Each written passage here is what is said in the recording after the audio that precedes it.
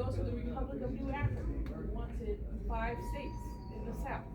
We can go back even further. We can talk about all the black folks who talked about their land and connected. And so I just want to spend a few minutes talking about our wealth and our land. We have only about less than 10% of the land that we had in 1880. Our land has been stolen from us. Everything has been stolen from us. But we have been willing co-conspirators all too often.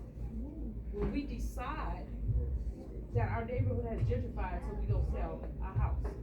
When we decide that the white man's ice is cold, so we walk to Barnes and Noble and we walk past this place. We have decided that we want to assimilate, but assimilation does not work for us. Ask George Floyd if assimilation works, with a knee on his neck, if assimilation works. So I just want to tell 2 stories. One about lynching and one about accumulation. Let me start with accumulation so we can start on the positive. Talk about a woman named Maggie Lena Walker.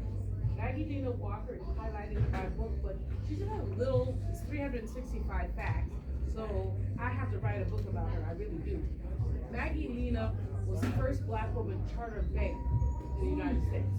Now we thought she was the first woman, but it turned out there was some white woman down here in Texas actually, who was married to some man and she got his bank.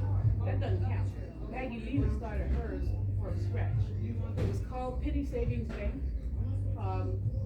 And the genesis of that was that she said, we can save our pennies and earn our own interest. And when she started her bank in 1903, we didn't have banks. So if you had money as a black person, you had to give your money to a white person, hold for you. Now how does that work out? Master, hold my money and let me have it back. Master said, I don't remember that you gave me that money. You can't have it back. And that was, I diverged a little bit, but that was the act of self-emancipation. There are 3 ways that black folks became free. One is we freed ourselves. We ran away. Self-emancipation. 2, we bought ourselves back. And whenever I say buy yourself back, I get sick, literally, so I try not to say it. Because I bet, how do you buy yourself back? But then when you buy yourself back, you cut a deal with master, and don't always turn out right. I don't think I said you can have yourself back. I think you have to work another couple 3 weeks, years. Or many of us, black men and women, were able to hire themselves out for on Sunday, hire themselves out, save that money. Sisters usually did laundry for white people who didn't have enslaved people. Brothers usually did crafts work. There was a deal cut, but the deal was not always honored. And so cut it not always honored. That was a side note to talk about Maggie Lena and why we needed banks. We didn't have them. We needed to put our money in our mattress, saved it, which could be stolen, or we banked it. And that was, a lot of us don't trust banks because of the Freedmen's Bureau, when Frederick Douglass was the first head of. But we should understand that Frederick Douglass and the black people didn't steal the money. Citigroup stole that money. Just saying. But in any case, Maggie Lena started a bank, Penny Savings Bank. It became St. Luke's Savings Bank, and it lasted for 100 years. This sister was so brilliant that in 1930, when we were on the verge, or 1988, on the verge of the Depression, she told 2 other bankers in Richmond, Virginia, we need to consolidate. So the bank became Consolidated Bank of Richmond. So 3 banks consolidated, so they were able to get through the Depression. She was an amazing woman, and she understood racism, but she also was a very savvy woman, so she knew how to work white people. The one thing she failed at was that she started a department store called St. Luke's Department Store. White people were livid that this black woman had the nerve to start a department store. Why? Because all of our organizations, the ELFs, the blah blah, the blah blahs, we usually buy from them. So she decided that we had so many organizations that we should buy from her. And white people actually went to New York and told distributors, if you deal with her, we won't deal with you. So St. Luke's Department Store lasted from 1907 to 1914 when it went out of business because basically they couldn't find distributors. But Maggie Lena was bold. And so when we talk about ourselves as black women, we have to talk about this woman and her boldness, and the fact that we must be bold. Even though sometimes we get knocked down, we'll look at Kathy Liggins Hughes, we could go down the list and look at black women who stepped out in boldness. Now, the other story I want to tell is not so pretty, but it's important. It's the story of a lynching of a black woman named Mary Turner. Why was Mary Turner lynched? There was a white man who used to take black men out of jail and put them to work on his little plantation. He was mean. They have all kinds of stories about him beating people. If they were sick, he didn't necessarily honor that. So there's a brother who decided he had had enough of that. And also, the deals were never clear. See, with us, we were not supposed to have agency, so the deals were never clear. I get you out of jail, how many days do I have to work for you? How many weeks? It was never clear. So this brother, he was beaten because he was sick. He lost him, and he shot the man. I mean, killed him, and shot his wife in the shoulder. They lynched him, of course, but not only that, they lynched a person every day for 2 weeks. Anybody who was associated with him, people who went to church with him, people that worked beside him, they just kept lynching people. Mary Turner was married to one of the men who was lynched.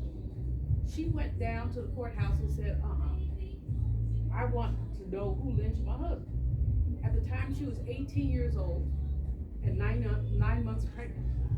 And she apparently talked to them like I talk to people. They said that she was mouthy, whatever. So mouthy Mary Turner was not just regular lynched. She was tied by her ankle, hung upside down, lit on fire. Her petticoats were lit on fire. She expelled the baby and they stoned the baby. That was a lynching of Mary Turner. Look it up. It's a horrible story. Now, some will say this was not about economics, but to me it was about economics because she was protesting the lynching of her husband who was forced to work for a brutal man. So I think that many lynchings, and Brian Stevenson and I are friends who talked about lynching, and he talks about the extent to which lynching has to do with sex. But I think that often it has to do with property. That if we dig beneath the lines, we find the property story in the lynchings, and that's what we have to look at. Lynching was an act of terror designed to keep black people from thriving. It was an act of terror that basically limited our aspirations. It was an act of terror. Richard Wright once wrote, the great author of Black Boy, he wrote, there's a lynching in Mississippi and I can feel it in Chicago. So it meant that if you knew about lynching, what was lynching about? Don't step out of your lane. Don't disobey the rules. Do it our way. And when you chose not to, you were lynched. And if you have property, your property was dispersed among white people.